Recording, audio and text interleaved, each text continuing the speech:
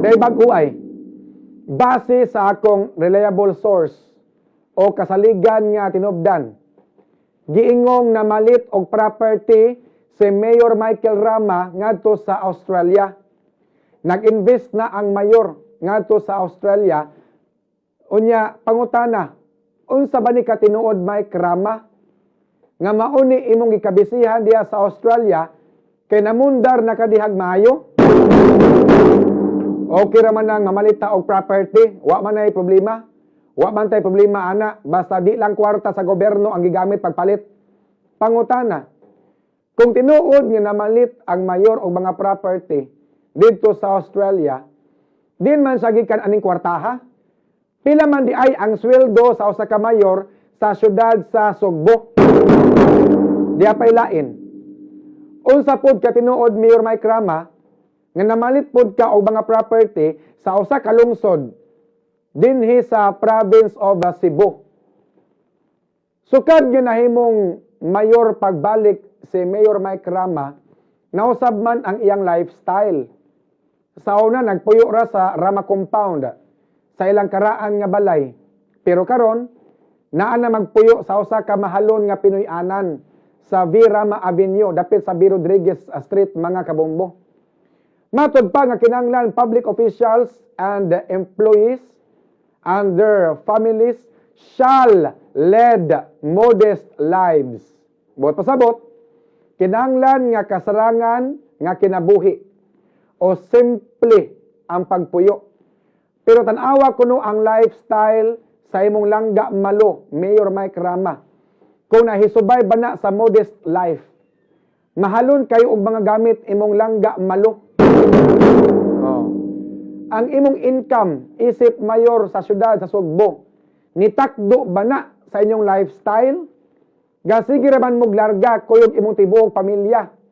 Unya ang mga taxpayers nga nagsweldo nimo, nagkalisod nagmaayo, kay way klaro ang imong programa nga Singapore like Cebu City. Matod pang Mayor Mike Rama nga make the life of the poor better. Middle class comfortable and the rich not to control. Tanawa kuno ang among pagpuyo Mayor Mike Rama kung comfortable ba mi? Tanawa kuno among pagpuyo kung comfortable ba mi?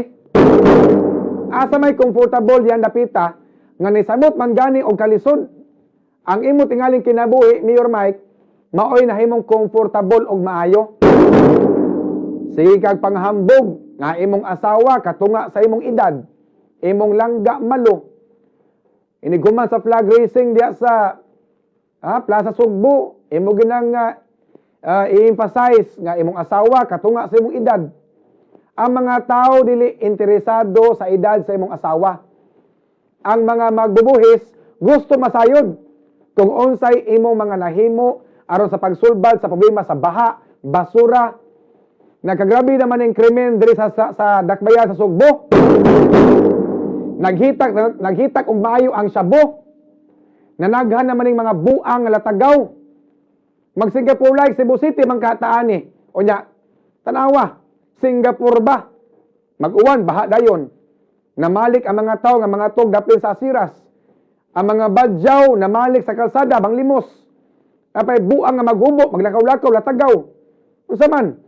Kutob rata sa pagarpar ani.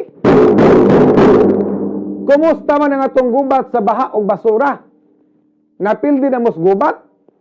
Walay pulos imong pag-imbitar ni Roy Simato og ni former Senador Franklin Drilon og ni former DPWH Secretary Singson sa imong pagpatabang nila nga masulbad ang baha tungod kay hangtod karon ang Cebu City lunupan lang gihapon. Onya karon adto nasad ka magpatabang ni atong ang unsa naman tani? Mura naman kaani og nang salimuang.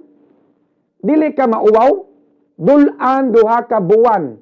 Nagbakasyon ka diha sa Australia. Gasige lang kag larga.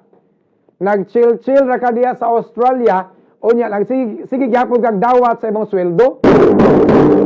Di ka mauwaw ana, Mayor Mike Rama, almost 2 months ka nagbakasyon. Nagbakasyon ka sa Australia, almost 2 ka buwan. Unya, wa ka magtrabaho sa City Hall, gasige gyapon kag dawat sa imong sweldo, di ba ka mauwaw ana sa mga taxpayers? Ayo pabaga in town, oy Mayor Mike Rama, dawat kag sweldo gikan sa mga taxpayers, gikan sa mga magbubuhis, unya di ka makita namo sa City Hall kay nag-leave ka, nagbakasyon kag duha ka buwan. Oh, nagkagidlay among agi dito, pwede trafika, inigbuntag, traffic is Jones, traffic is in Bacalso, inighapon, samot, traffic, mga kabombo, gumikan sa nagpadayon nga pagtrabaho sa rutas BRT. Unya, manghambog pa ka nga loyal good town. Base nakalimot ka, Mayor Mike, nakailar ba ko sa imong batanon nga amiga? Pero di na lang ko na i-appel pag-discuss kay wa man nilabot sa imong issue sa imong paglarga diya sa Australia. Ha? Wa man nilabot na sa imong paglarga diya sa Australia. Inigbalik nimo diri sa Cebu City, ipakita imong medical certificate nga wala kay sakit aron mawala ang pagduda sa publiko nga nagpatambal ka diya sa Australia. Aron mahibaw ang publiko nga dili masakiton ang mayor. Kaya ang publiko ra ba, ang uban, nag-speculate yun nga, ikaw diha, nagpatambal ka sa imong sakit. Oh, yan, nakitaan po diha sa TikTok sa imong asawa nga, hinay kag lihok, mura magnog similuya na. Pwede lang tayo mo taas sila napita, kaya ako nakita biya, nalipay na lang po ko. Nga, malipayon ka nga, nakaanak pa ka, sa imong pangidaron nga, sa isinta na kapin, hapit ka magsitinta. Nalipay na po ko, nakita mo nga, malipayon ka, kung imong asawa, kuyog imuhang anak, okay na na. Kada akong discussion, diha gini kutob sa imuhang kuan, related sa imong pagka-mayor. Di lang ko mo discuss anang imong private nga kinabuhi, imuha man na. Eh kung kato na ko na imong private nga kinabuhi, matay. Basta hindi ka tuog silang malo. Ato sa